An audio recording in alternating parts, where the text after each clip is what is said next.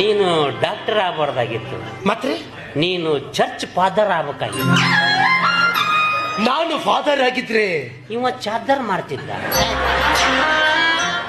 ಅಂದಂಗ ನಿಮ್ಮ ವಂಶೋದ್ಧಾರಕ ಅಂದ್ರೆ ತಮಗೆ ಮಕ್ಕಳು ಮಕ್ಕಳು ಈಗ ಪ್ರೆಗ್ನೆಂಟ್ ಅದಾಳ. ಎಷ್ಟ್ರಾಗ್ರಿ? 3 ತುಂಬೈತಿ.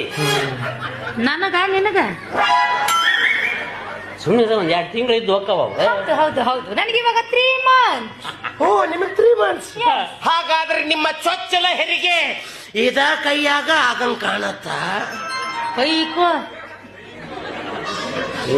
ಹೆರಿಗೆ ಮಾಡಿಸಿ ಹೆಸರಿಟ್ಟು ಹೋಗೋಣ ಪೋಯ್.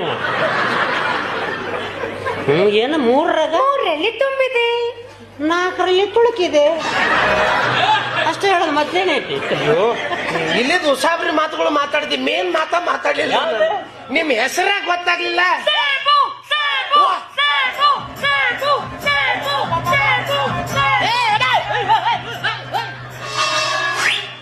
ನಮ್ಮನಿ ನೋಡೋದ ಒದರದವ್ರಿ. ಏನ್ರಿ ಎಲ್ಲ ಓಣ್ಯಾಗೂ ನಿಮ್ದ ಐತಲ್ಲ ಏನ ಹವಾ? ನೀವ್ ಇನ್ನೂ ಬರ್ಬೇಕ್ ನೀ ನಮ್ಮ ಓಣ್ಯಾಗ. ಅಲ್ಲಿ ಪೂರಾ ಗಬ್ಬೆದ ಯಾವ ನಮನಿ ಫಾಲೋವರ್ಸ್ ಅದಾರ್ರಿ ಸರ್? ಹೌದಾ? ಫೇಸ್ಬುಕ್ ನೋಡ್ಬೇಕ್ ನೀ. ಹೌದಾ? ನಿಮ್ ಹೆಸರು ಹೇಳ್ತಿದ್ದಂಗೆ ಮೇಡಮ್ ಅವ್ರು ಯಾವ ನಮನಿ ಹುರುಪಿಗೆ ಹೇಳ್ತಾರ್ರಿ.